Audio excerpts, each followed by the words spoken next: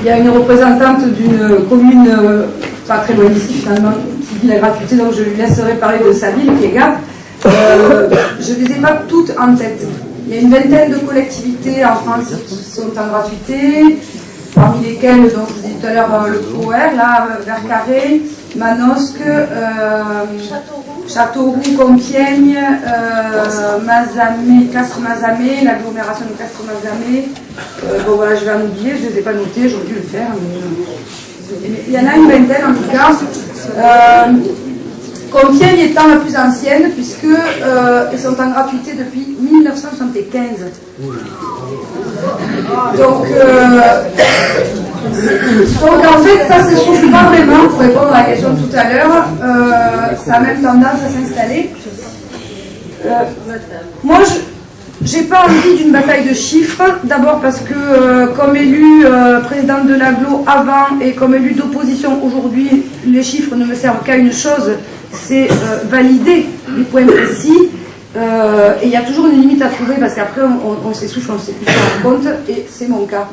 Donc là, avant, j'avais toujours des techniciens qui venaient avec moi pour étayer un certain nombre de choses, que je ne m'encombre pas la tête avec ça.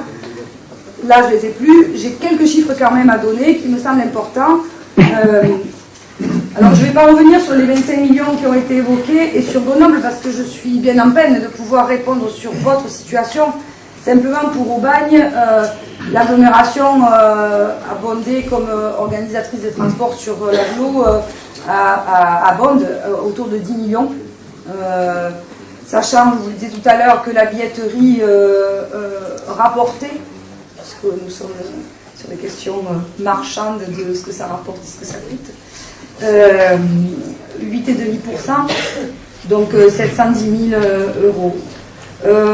Pour tout vous dire, l'essentiel des revenus de l'agglomération, ce n'est pas l'impôt des ménages, c'est l'impôt des entreprises. Soit avant avec la taxe professionnelle qui était très dynamique et que nous avons perdu comme vous partout, bien dommage, qui est aujourd'hui compensée par l'État, soit par le versement de transport, et donc je vous le disais tout à l'heure, qui a été multiplié par 3, et donc peu ou prou pour l'agglomération, ça n'a rien changé du point de vue de l'augmentation des coûts, sinon autour de 20%, compensé vraiment par l'apport nouveau et dynamique, parce que le VT est dynamique quand même, d'année en année. Donc, de ce point de vue, la question des coûts existe, et je pourrais vous dire que pour nous, elle n'a pas compté. Mais elle compte. Elle compte pour moi, mais vraiment politiquement, la question c'est de savoir ce qu'on peut faire. Est-ce qu'il existe une volonté politique d'y aller ou pas? Si elle existe et qu'on ne veut pas augmenter l'impôt des ménages, eh bien, il faut regarder comment on régule. On avait prévu, nous, et je reviendrai à la question de la perte des élections et de l'effet gratuité ou pas dans cette défaite, qui est une défaite électorale, disons-le quand même. On avait prévu d'augmenter le périmètre des gratuités. Alors une qui était assez simple, c'était celle de l'eau, pour répondre à monsieur, l'eau vitale. Mais comme c'était payé avec la redevance de l'eau et que nous sommes passés en gestion publique et qu'on n'avait plus les grands groupes sur le dos, ou presque plus, il y a on va dire en déclinaison, l'eau payant l'eau, on était en train de penser donc et d'imaginer un débat citoyen comme vous souhaitez le faire pour la gratuité des transports sur l'année qui vient, enfin l'année qu'on vit, pour aller mettre en débat cette question de la gratuité, à quelle hauteur et comment on compense pour que là aussi ça n'ait pas d'impact sur les impôts, mais qu'on fasse des choix partagés politiquement pour savoir comment cette gratuité pouvait s'opérer, simplement parce qu'on a besoin de vivre et on a besoin effectivement de se déplacer aussi pour vivre aujourd'hui beaucoup. Donc cette question des coûts, elle nous a perturbés parce que Exit l'eau, on avait pensé la gratuité des piscines et d'un certain nombre d'équipements culturels. Il y avait déjà la médiathèque, mais et les spectacles de rue gratuits, bien sûr, mais on voulait aller un petit peu plus loin, du point de vue, parce que les questions artistiques et culturelles nous semblent aussi indispensables à la vie, même si ce n'est pas vital le point de vue sanitaire, c'est du point de vue de l'émancipation une question centrale. Donc on savait qu'on aurait eu des choix à faire. Bien sûr qu'on avait aussi la gratuité du périscolaire. Il aurait fallu trouver l'argent autrement. Alors si on prend cette contrainte-là, on va trouver l'argent, et voilà ce qu'on veut faire, on essaye de bouger un peu les lignes. Mais moi, je suis évidemment pas là pour donner des leçons, je ne vais pas venir vous dire, bien sûr, allez-y, faites-le, tout va bien, ça va bien marcher. Je n'en sais rien. Je dis simplement que ça vaut le coup de penser la gratuité parce que ça fait raisonner différemment. Parce que penser la gratuité, oui, ça met tout le monde à égalité. Je suis désolée, monsieur, ça n'est pas un slogan. C'est une devise presque. Quand on a parlé de liberté, égalité, gratuité, c'est parce qu'on a pensé que cette question-là étant un choix de société, elle ne pouvait pas se réduire ni dans sa communication, ni dans le portage politique, simplement à une petite affichette où on voit quelqu'un qui sourit parce qu'il prend un transport gratuit. On est allé chercher ça, et c'est quand même pas pour rien si la droite, lorsqu'elle est arrivée, a modifié les robes de bus, et il n'y a plus écrit liberté, égalité, gratuité. Il y a écrit les lignes de l'agglo avec les villes et villages, parce qu'on est au pays de Pagnol, enfin. Revenons aux vraies valeurs. Donc voilà, il y a des choses qui me semblent importantes parce qu'elles déterminent des choix de société. Et moi, j'ai pas envie qu'on les oppose. Bien sûr qu'il y a de manière indispensable le choix, comme vous l'avez dit, de l'image, de la performance, de la réponse aux besoins, du fait que ce soit attrayant, bien sûr. Alors là aussi, je ne vais pas donner de leçons, j'en sais rien, moi, comment ça se passe chez vous. Mais quand on a imaginé la gratuité, je vous disais, on a imaginé un tram, il a été décoré par Hervé Di Rosa. Pour ceux qui ne savent pas qui est Hervé Di Rosa, c'est un artiste peintre qui a créé le musée d'art modeste à Sète et à qui on a fait appel et qui est venu décorer les robes la robe du tram. Donc, transport en site propre qui a permis, qui ne permet pas encore, parce qu'évidemment, c'est à cause du tram qu'on a perdu, entre autres, et j'y reviendrai. Le tram devait transporter du bout en bout, donc de l'agglomération, des gens qui travaillent ou étudient le plus vite possible et gratuitement, parce qu'il y a la question du temps de trajet et donc de la performance, et que ça a accompagné la gratuité. Et que ça allait évidemment ensemble. Parce que travailler dans la zone industrielle, c'est déjà pas marrant. Passer du temps dans les bus, donc ça l'est pas. On avait réglé une partie du problème avec la gratuité, puisqu'il y avait déjà des lignes de bus, mais rendre le trajet le plus court possible pour un temps de travail, c'est quand même une question centrale. Donc on a pensé tout ça en même temps. C'est sans doute plus facile dans une collectivité de 105 000 habitants que dans une collectivité de 400 000, ça je ne le nie pas. Mais il faut en permanence le mettre en débat avec les gens. Et en fait, c'était notre parti pris. On avait créé un comité des usagers, on a ensuite créé un espace qui s'appelait bus lieu d'échange pour qu'il n'y ait pas non plus que de la revendication. On travaillait avec les conseils de quartier, avec tous les espaces géographiques pour adapter au mieux la réponse. Mais pour qu'ils soient séduisants, les bus, ils ont aussi été des lieux de culture. Des lieux où, pour le 8 mars par exemple, on est allé faire des lectures de textes féministes en demandant aux gens qui le voulaient bien d'écrire un mot à la portée de tout le monde. Un mot sur un bout de papier qu'on a récolté dans les bus pour inviter au débat du 8 mars du soir ou du lendemain. Je ne sais pas si beaucoup de citoyens qui ont rempli, qui ont écrit leurs mots sont venus. Certainement, il y en a qui sont venus. En tout cas, le 8 mars, cette année-là, il n'est pas passé comme d'habitude, comme un truc éphémère, parce qu'on en a reparlé après, parce qu'il y a eu des lectures ensuite, parce que le bus s'est transformé en espace de culture, parce qu'on y a fait du théâtre invisible, parce qu'on a permis à ce que des jeunes qui ne sont plus en fraude soient heureux et que du coup ils ont créé eux aussi ils ont créé des flash mobs, ils ont créé des morceaux de rap, et du coup ça leur a permis à eux d'exister en place publique, parce qu'ils avaient permis de faire hommage à la gratuité et qu'ils ont permis au reste de la population de se rendre compte, un, qu'ils existaient, deux, qu'ils étaient reconnaissants d'une mesure prise. Voilà, on est loin de la séduction de surface. On est dans quelque chose qui a vraiment pris corps. Et si nos successeurs n'ont pas enlevé la gratuité, c'est parce qu'ils savent, et on a fait une étude qualitative 2-3 ans après, ils savent qu'elle a été plébiscitée à 99%. Sur la qualité, sur l'ensemble des services rendus, sur la qualité des services rendus, 8,5 sur 10.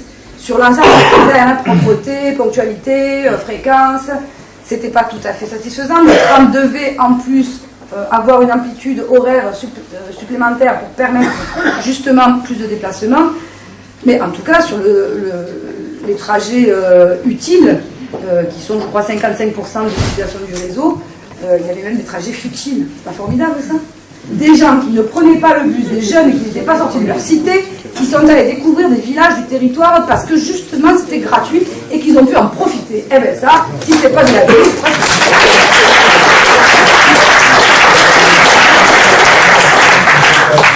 Mais on n'est pas que des doux rêveurs, et c'est vachement bien de rêver, vous l'avez dit tout à l'heure, ça fait rêver, moi je trouve que c'est bien, et que ce qui manque aujourd'hui dans le monde politique, c'est de ne plus jamais s'autoriser à rêver. Et la première chose qu'on pose, c'est est-ce que c'est possible? Alors, regardons nos chiffres, est-ce que c'est possible? Mais enfin, si on rêve et qu'on est majoritaire à rêver, ça sera possible, c'est des cerveaux humains qui rêvent. Donc c'est des cerveaux humains qui peuvent régler la question technique et économique.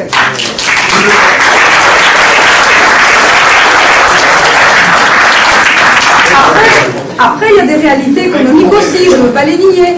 Lorsqu'on augmente la fréquentation des bus, chaque passager coûtait 3,93 € avant la gratuité. En augmentant la fréquentation, il s'est passé un truc, c'est que chaque passager, comme ils sont plus nombreux dans les bus, ça a réduit le coût. Et du coup, on est passé à 2,04 €. Seulement, c'est pas de la monnaie sonnante et trébuchante. C'est juste de remettre à sa juste place une efficacité économique parce qu'il y a plus de monde qui utilise les transports en commun. Ça, c'est de l'efficacité. Il me semble que... Et là, encore une fois, je vous dis, vraiment, je ne donne pas des leçons. Je pense que la gratuité de l'eau, la gratuité du logement, c'est une vraie question. C'est Beau Duvorou avec qui on a bossé sur le bouquin. Est venu intervenir dans nos rencontres nationales du logement à Aubagne en disant mais pensons la gratuité du logement, mais bien sûr c'est essentiel, pensons-la cette gratuité, et c'est toujours pareil, on a des systèmes qui peuvent exister de solidarité, on réduit tellement la solidarité à la charité aujourd'hui, on ne peut pas payer pour les autres, mais enfin à l'échelle du pays on peut très bien imaginer ça. Après je comprends bien que la question du périmètre elle existe, mais je trouve qu'il faut faire gaffe avec cette question. Parce que penser le périmètre en se disant le périmètre pertinent, ça serait le département, ou plus grand, c'est dire on ne le fera jamais. Alors je me dis, nous, on avait la possibilité de le faire sur le territoire. Franchement, mes enfants, ils ne payent pas quand ils sont sur le territoire, et ils prennent le TER, ils payent. Bon, ils s'y sont habitués, mais on a quand même gagné une chose, c'est qu'avec le département, pour les Aubagnais, qui prennent la navette du département, ils payaient ce passage-là de la navette. On a négocié avec le département qui ne le paye plus sur le périmètre. Et oui. Et donc on peut faire, ça n'a jamais marché parce qu'on n'est pas en posture de gagner les élections départementales. Mais on peut très bien imaginer des axes, et on l'a souvent dit, mais il nous manque le rapport de force politique, que sur le département, et ça peut se passer pour Grenoble, pas des tranches d'âge ou des gens qui ont besoin d'aller faire la démonstration qui sont pauvres, ça suffit ça. Chaque fois qu'il y a...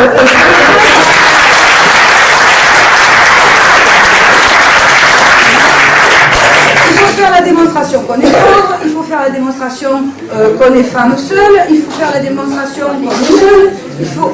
Si c'est pas possible en termes économiques aujourd'hui, pensons des axes plutôt. Des axes.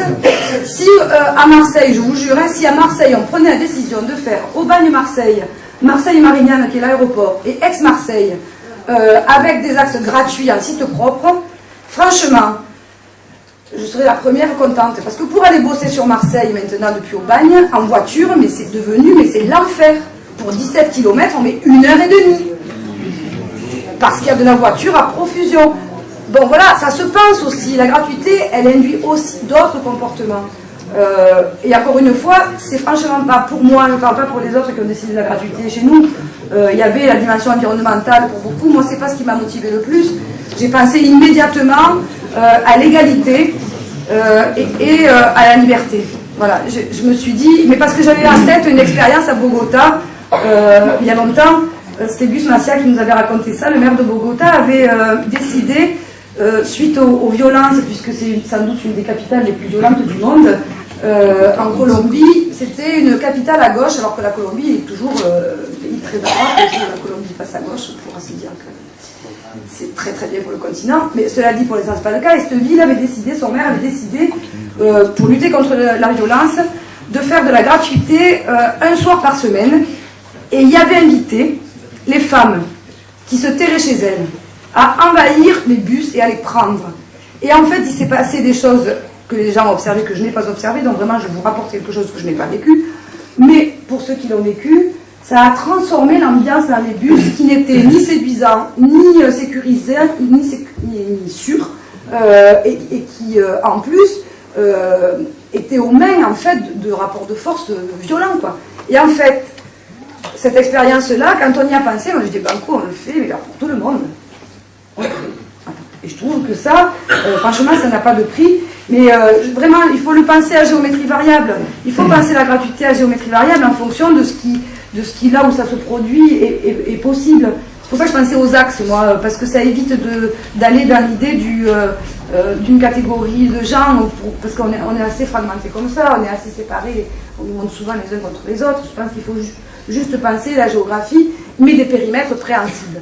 Parce que si, franchement, je suis adepte du service public,